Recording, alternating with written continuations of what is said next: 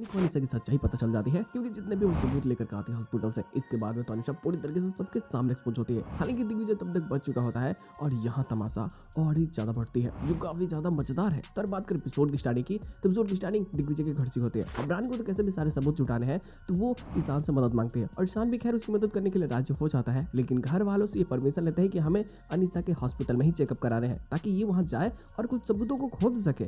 उस आदमी से जिसकी मृत्यु हो चुकी है उससे रिलेटेड कोई रिपोर्ट मिल ही जाए जिससे कि ये साबित हो जाए कि रिपोर्ट को मैनिपुलेट किया गया था, फिर कह लो कि उसको चेंज किया गया था। तो इस चीज़ के बारे में ये तो सारी प्लानिंग होती है, लेकिन घर वालों में खास करके पिंकी जो इस चीज़ के अगेंस्ट होती है वो मना कर देती है कि नहीं, अगर ऐसा हुआ तो शायद इसे तो डर है ना भाई कि अनीसा हार जाएगी तो फिर तमाशा हो जाएगा। फिर वो चाहती है कि अनीसा का नाम हो ताकि दिग्विजय के दिल में अनीसा के लिए जगह बने, और अनीसा को खैर पसंद करते जिसका नहीं बातें कर रही होती है, लेकिन फिर भी कोई इसकी बातों को नहीं सुनता। और खैर रानी को परमिशन मिल जाती है, लोग जाते हैं वहाँ चेकअप भी कराते हैं, लेकिन पिंकी जैसा अनीसा को बता देते तो अनीसा भी अब छानबीन करने के लिए वापस आ जाती है कि देखो रानी तुम कहाँ पे हो, क्योंकि ये नहीं चाहते रानी इसकी आंखों से उलझल हो और सबूत इसके खिलाफ वो खुश ले।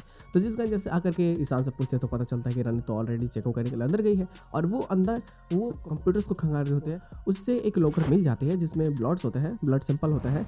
तो अब ये उस लॉकर को खोले, लेकिन वहाँ तो चाबी है ही नहीं, तो ये खोले कैसे। हालांकि कुछ फाइल्स को वो कॉपी करके आती है लैपटॉप से और खैर वो छिप गई होती है वहीं पे क्योंकि एक नर्स वहाँ चली जाती है। अब जिस कारण वो बाहर तो नहीं आती, लेकिन अनीसा वहाँ पहुँच जाते हैं और वहाँ ऐसा दिखाती है कि रानी तुम अगर बोलती तो मैं तुम्हें खुद रिपोर्ट दे देती, तुम क्यों मुझ पर भरोसा नहीं कर रही हो। हम दिग्विजय को बचाना चाहते हैं, तुम्हें नहीं पता मैं दिग्विजय से कितना ज़्यादा प्यार करती हूँ। बहुत इमोशनली ब्लैकमेल करने की बहुत कोशिश होती है उसकी पूरी, लेकिन अब रानी को पता है कि अनीसा हमेशा की तरह अभी भी खेल खेल रही है, इसकी बातों पर भरोसा नहीं किया जा सकता, जिस कारण वो यहाँ चुपचाप होती है और खैर जल्दी से घर चले आती है। घर पे भी अनीसा आकर बता देते हैं कि हाँ हमने तो पूरी रिपोर्ट बना ली है और सबको बोल दिया कि अच्छे से तैयारी करे ताकि दिग्विजय को हम जल्दी से जेल से बाहर निकाल सके। और अब सबकी सहानुभूति वो ले लेती है कि मैं दिग्विजय के लिए बहुत परेशान हूँ, मैं बहुत कोशिश कर रही हूँ कि दिग्विजय बाहर आ जाए, ये वो 9-17 करने लगती है, लेकिन रानी को पता है कि ये चाल चल रही है, इसके बाद भरोसा नहीं किया जा सकता।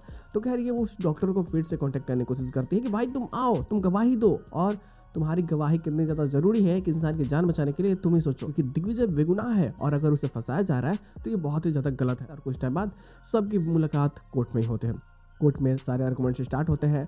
जो ओपोनेंट लॉयर होता है ना वो ये तो साबित करना चाहता है कि दिग्विजय की गलती के कारण ही उस पेशेंट की जान गई थी और कोई रिपोर्ट मैनिपुलेशन नहीं था, लेकिन चीज़ों को कॉम्प्लिकेटेड बनाने के लिए वो कई सारी उल्टी सीधी बातें बोलता है जिसका कोई भी ताल्लुक नहीं है दिग्विजय से। वो तो अपने गम में होता है कि मैंने इतनी कोशिश की बचपन से यहाँ तक आने में और एक पल में सब कुछ बर्बाद हो गया, अगर मैं हार गया तो फिर मेरा लाइसेंस रद्द हो जाएगा, फिर मैं किसी काम का नहीं। और ये बातें सोच करके वो बहुत ज़्यादा परेशान होता है, लेकिन उसे पता है कि वो इतनी जल्दी बाहर निकलने वाला है नहीं। लेकिन कितने भी एविडेंस होते हैं वो अनीसा का लॉयर पेश करता है जिससे कि कुछ वक्त के लिए उससे बेल मिल जाते हैं। लेकिन चीज़ें कॉम्प्लिकेटेड पता है कैसे बन जाते हैं, क्योंकि रानी के पास जो सबूतें हैं, जो फाइल कॉपी करके आई थी उसमें से एक ओल्ड कॉपी होती है उस व्यक्ति की। तो अब ये उस रिपोर्ट को पेश करने वाली है कोर्ट में जिससे कि ये साबित हो जाए ताकि ये केस डाइवर्ट हो जाए किसी और पे और दिग्विजय का नाम यहाँ से हट जाए ताकि वो फिर से अपना काम शुरू कर सके। इस चीज़ के लिए वो कोशिश करती है और इसमें वो फाइनली कामयाब हो जाते हैं। अब केस चला जाता है अनीसा के हॉस्पिटल के ऊपर में कि वहाँ रिपोर्ट को मैनिपुलेट किया गया था, तभी दिग्विजय ने ऐसा किया, नहीं तो डॉक्टर को क्या पता है, डॉक्टर तो रिपोर्ट देके ना सब कुछ करेगा।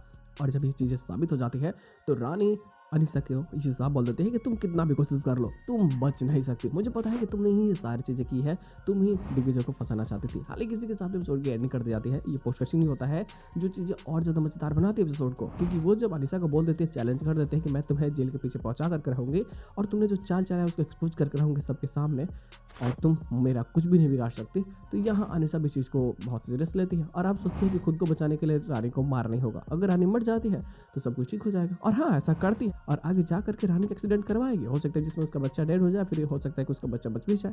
चीज़ें तो वैसी ही होती है, लेकिन फिलहाल यहाँ दिग्विजय के घर पे भी वो ये सारी चीज़ों को बताना चाहते हैं। तो जिस कारण जो सभी लोग बहुत खुश होते हैं कि फाइनली दिग्विजय बच चुका है अनीसा के कारण, तो यहाँ गिफ्ट देने की तैयारी होने लगती है कि भाई उस लड़की कुछ ना कुछ तो देना चाहिए।